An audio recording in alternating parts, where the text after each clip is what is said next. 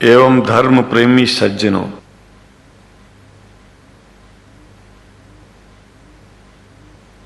भगवान की जब कृपा होती है तो कभी धर्म की सच्चाई को जानने का अवसर मिलता है। मुसलमानों के बीच में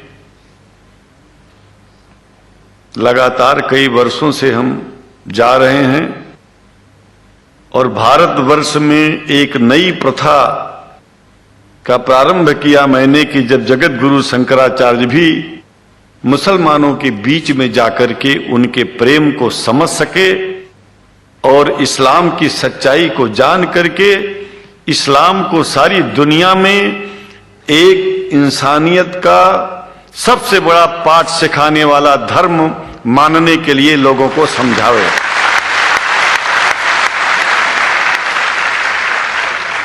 जब लोग इस्लाम को बेदर्द, मुसलमान को बेदर्द, तलवार के जोर पर चलने वाला धर्म बताते हैं तो अगर शायद धरती में कोई दुखी होता होगा तो सबसे ज्यादा दुख मुझको होता है। ये न सच्चाई है और न कभी ये सच्चाई हो सकती है। जिस इस्लाम ने पहला कलमा ही कुरान शरीफ का ये बताता है कि नहीं है इबादत के काबिल सिवाय परमात्मा के और कोई, ला इलाहा इल्लल्लाह मुहम्मद रसूल अल्लाह। भला आप बताइए, वेदों का रस निचोड़ करके मोहम्मद साहब ने परमात्मा की इबादत करके परमात्मा के पैगाम को एक ही कलमे में दे दिया। इससे बड़ा ग्रंथ दुनिया में और क्या हो सकता है।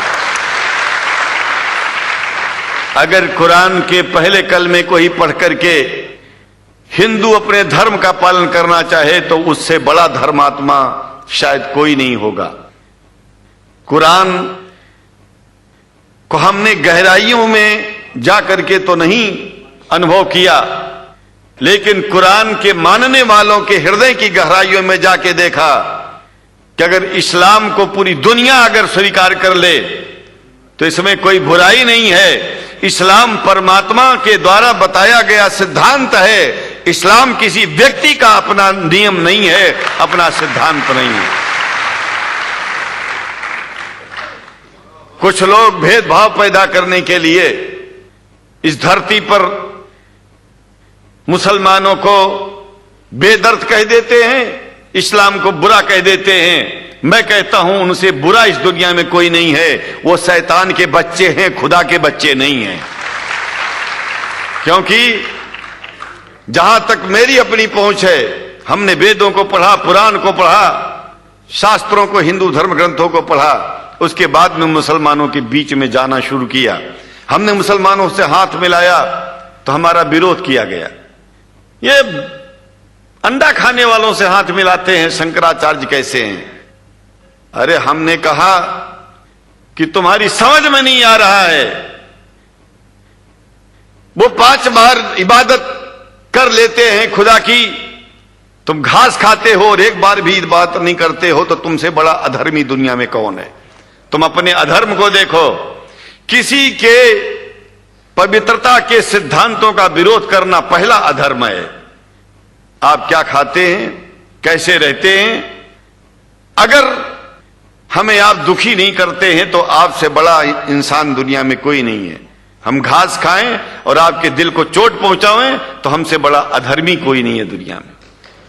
कहने का तात्पर्य सिर्फ एक है कि मैंने ये अनुभव किया है कि ये मैं एक बात जो मैंने देखा है, आप लोगों से जो प्रेम मुझे मिलता है, लोग पूछते हैं कि आप मुसलमानों में क्यों जाते हो, आप तो शंकराचार्य हो।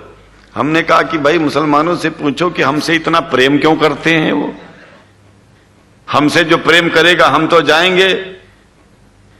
कहा फिर क्या हम प्रेम नहीं करते क्या? हमने कहा कि हम तो तुम्हारे बीच में पैदा हुए और तुम मुसलमानों से प्रेम नहीं करते, इसलिए हम तुमसे प्रेम नहीं करते। मैं आप लोगों के बीच में आकर के एक बात बताता हूं। कुछ समय से हिंदू धर्म के नाम पर कुछ संस्थाएं हिंदू मुसलमानों में भेद पैदा करने के लिए